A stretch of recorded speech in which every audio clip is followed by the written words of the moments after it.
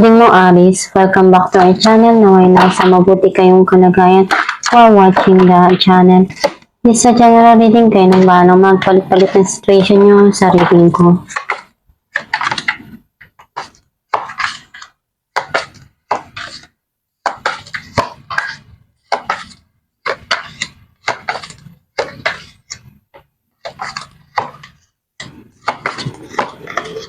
At the bottom of the deck, the High Priestess. I feel like yung energy mo, nasisense ko na may mga bagay ka dito na pinag-iisipan ng malalim. And andun yung mga sitwasyon na tinatago mo lang sa sarili mo. Kung ano yung mga bagay na ayaw mong ipaalam sa iba, sinisikreto mo lang yun kasi alam mo sa sarili mo na kailangan yun sa ngayon. Hindi ka pa handa na ipaalam sa iba. Ang mensahe ng card mo, marami kang natutunan dun sa mga pagsubok na pinagdaanan mo sa buhay. Yung mga lesson na yun, malaki yung nag-i-impact nun sa buhay mo, sa sarili mo, sa pagkatao mo. May bagong journey ka dito na haharapin, tatahakin. Alam mo ngayon kung ano yung mga kailangan mong isaayos or gawin dun sa sitwasyon na yun. Handa ka na kung ano yung mga darating sa'yo, alam mong ma-overcome mo din yun.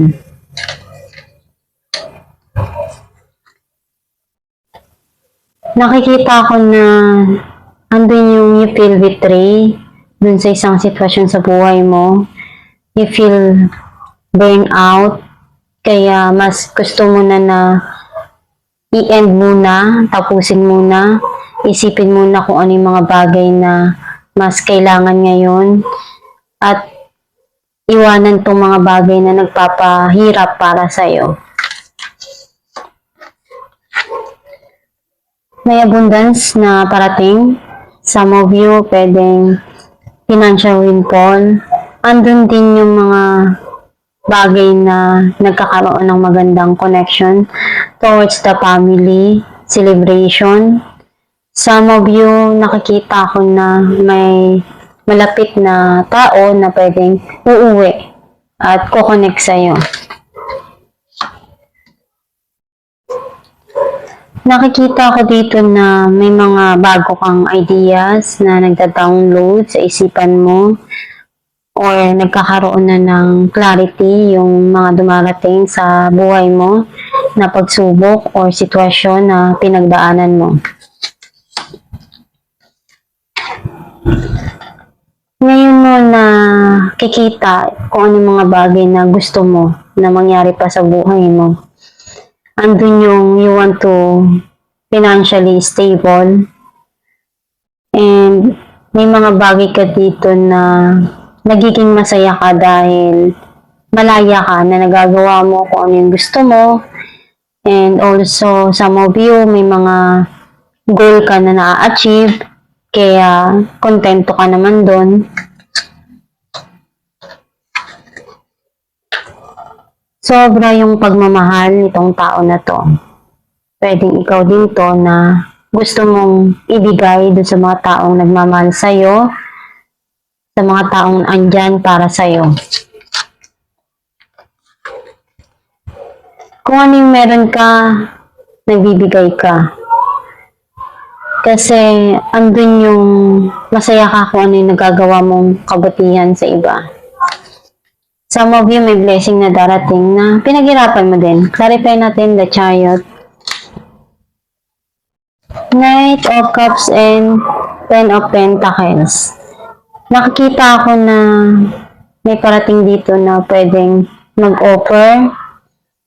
Andun yung pagmamahal. Pwedeng around the family. Magkakaroon ng salo-salo. Marami ng mga bagay na pinagsamahan na alam mo sa sarili mo na nagpatibay sa inyo. Clarify natin ang Ten of Swords. Ace of Pentacles and Seven of Swords. nagkaroon ng end dun sa situation na yun kasi meron ditong pagsisinungaling na nangyari. Some of you pwedeng cheating. Ngayon may mga bagay na darating sa buhay mo and you're trying to risk. Clarify natin ng Ace of Swords. You're trying to risk something here na gusto mong makuha. Six of Wands and the Moon. Nakikita ko na meron dito na hindi mo inaasahan na darating para sa'yo na tagumpay. Tagumpay na magpapasaya sa'yo. Yung mga bagong ideas na papasok sa isipan mo, iyon yung pwedeng makatulong sa'yo kung paano mo ma-achieve ito. Clarify natin ang King of Cups. Ten of Pentacles and Ace of Pentacles. May blessing dito. Pwedeng itong tao na to gusto niyang magbigay talaga sa'yo eh. Clarify natin ang The Fool. Queen of Pentacles and the Hangman. Nakita ko na you're trying to invest. At pinag-iisipan mo yun kung paanong way yung gagawin mo, kung paano hakbang yung magagawa mo para magawa mo yung pag-i-invest na to or magbigay ng panahon, oras. Clarify natin ang Ten of Pentacles. The Tower and King of Cups.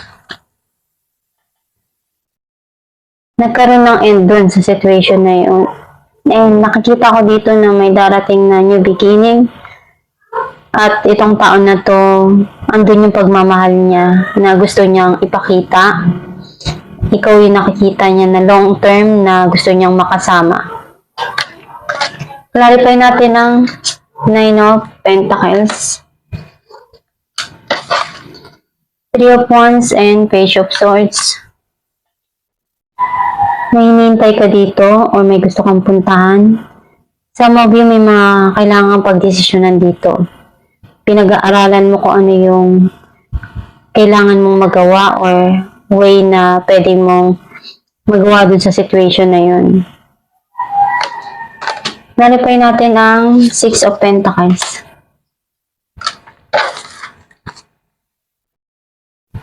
Nine of Cups and Two of Swords.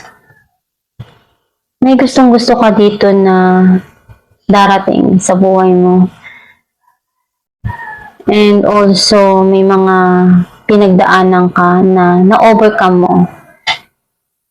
Sobra na yung mga bagay na para sa'yo kala mo hindi mo maiaalis yung sarili mo dun. Pero, nalagpasan mo yung pagsubok na yun.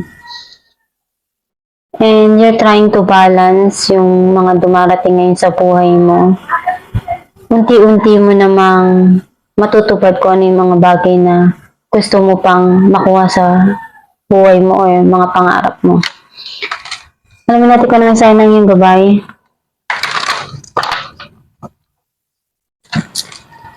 Acceptance.